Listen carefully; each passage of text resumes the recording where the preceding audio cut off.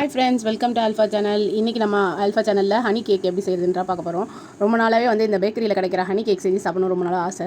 So இன்றைக்கி டக்குன்னு try பண்ணிடலாம் அப்படின்னு சொல்லிட்டு ஒரு வெனிலா ஸ்பாஞ்ச் ரெடி பண்ணிட்டேன் நான். அதுக்கப்புறம் அந்த ஸ்பாஞ்ச் கேக் வந்து சோக் பண்ணுறதுக்கு ஹனி சிரப்பு, அதுக்கப்புறம் மேலே ஸ்ப்ரெட் பண்ணுறதுக்கு ஜாமு எல்லாமே ப்ரிப்பேர் பண்ண ஸ்டார்ட் பண்ணிட்டேன்.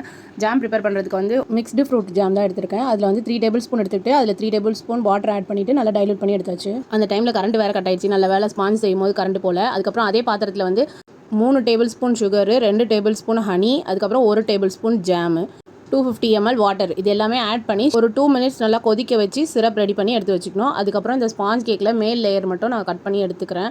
கேக் வந்து நல்லா சூப்பராக ஸ்பாஞ்சியாக ரெடியாக இருந்தது. இதோட டீட்டெயில் ரெசிபி வந்து நம்மளோட ஆல்ஃபா சேனலில் நெக்ஸ்ட் போஸ்ட் பண்ணுறேன். ஆல்ஃபா சேனலில் சப்ஸ்கிரைப் பண்ணி வச்சுக்கோங்க.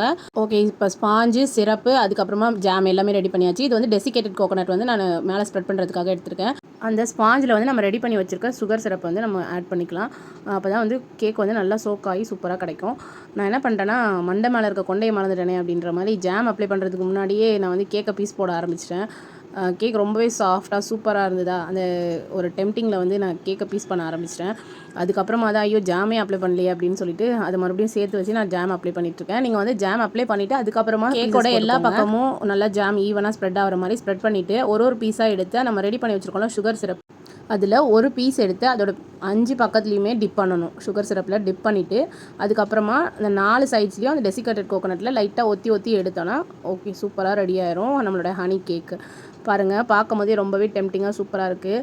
ஆனால் வந்து ஜாம் வந்து இன்னும் கொஞ்சம் கூட அப்ளை பண்ணியிருக்கலாம். நான் கொஞ்சம் கம்மியாக அப்ளை பண்ணிட்டேன். பட் இதுவே ஸ்வீட்னஸ் கரெக்டாக இருந்தது. நீங்கள் இன்னும் கொஞ்சம் கூட எக்ஸ்ட்ரா ஜாம் அப்ளை பண்ணிக்கோங்க. அவ்வளோதான், ரொம்ப சிம்பிளாக ரொம்ப சூப்பராக பேக்கரியில் கிடைக்கிற ஹனி கேக் அதே டேஸ்ட்டில் ரொம்பவே சூப்பராக ரெடி ஆயிடுச்சு. நீங்களும் ஹாலிடேஸில் வீட்டில் இருக்க குழந்தைங்களுக்கு இதே மாதிரி செஞ்சு கொடுத்துட்டு எப்படி இருந்ததுன்னு கமெண்ட்டில் சொல்லுங்கள். உங்களுக்கும் ஹனி கேக் பிடிக்கும்னா ஒரு லைக் பண்ணுங்கள். ஆல்ஃபா சேனலை சப்ஸ்கிரைப் பண்ணி சப்போர்ட் பண்ணுங்கள். பாய்.